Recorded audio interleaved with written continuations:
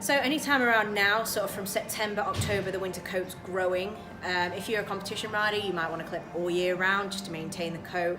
Everything is dependent on the workload you're doing. So if you're only going to hack once a week, you probably don't need to clip your horse. But if you're going to work in the school and you're going to get a sweat going, you're going to need to clip. And depending on how much work, depends on how much you're going to clip.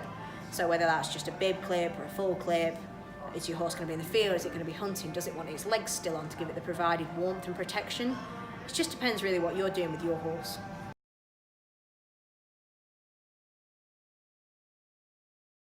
Yeah, so again, it's horses for courses.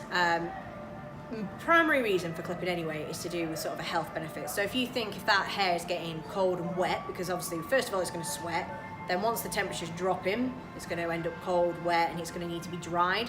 And not many of us actually have the time to bath to remove the sweat, and it's not good to bath your horse every single day of the week. So we need to make sure that we're not causing any bacterial problems, any sores or anything like that. So for the comfort of the horse, it's important to clip.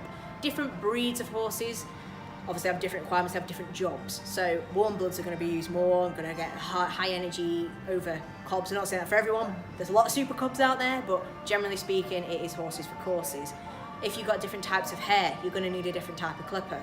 So if you've got a big coarse cob, particularly grey horses, grey hair's actually hollow, so it makes it a lot more coarse, so the clip has to work a lot harder to cut the hair. So if you've got a native type with grey hair, you need coarse blades, not a medium blade set, so you'll be looking at an A6 blade. If you've got a really fine horse that doesn't have that much hair, you're going to be looking at finer blade sets, so a 1mm cut length instead of 3mm. It's all just, relevant to each individual.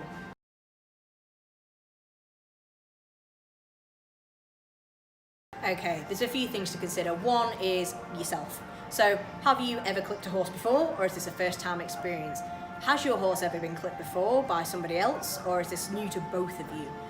Is your horse a young horse? Is it nervous? Does it not like the noise? Is it ticklish to vibration? All these different factors need to be considered. To make your life as easy as possible, I'd always recommend the day before or 2 days before, bath your horse. Use a product, something like Clean Round, which is an antibacterial product which is going to kill strangles and ringworm. Use something that's going to do well to remove grease and dirt from the coat. If you can make that hair as clean as possible, the easier the clippers are going to slide through. I'd also then recommend using something like a detangler or a shine just to soften the hair. These sort of products are really important. Then obviously on top of having your shampoos and your coat shines and things, you're going to need a cooler roll or something to dry your horse. You need to get that horse dry. And when it's got that thick coat, that's going to be quite a job. You don't want your horse catching a chill. At this time of year, it's cold at night, so make sure you look after your horse properly. During clipping, hard hat. If you can wear a hat, the best thing to do, be safe rather than sorry. Rubber-soled boots if you're using manes to stop yourself getting potentially electrocuted if the horse is standing on the cables. Hay net, keep your horse occupied. If you've got toys or anything he can play with. Anything that makes that experience more pleasurable for the horse, the better. If you know your horse is terrified of clippers and you know it needs to be done for sort of health reasons, get the vet there, get the horse sedated, or maybe get this product from the vet. Speak to your vet, speak to professionals around you and get the best advice you can.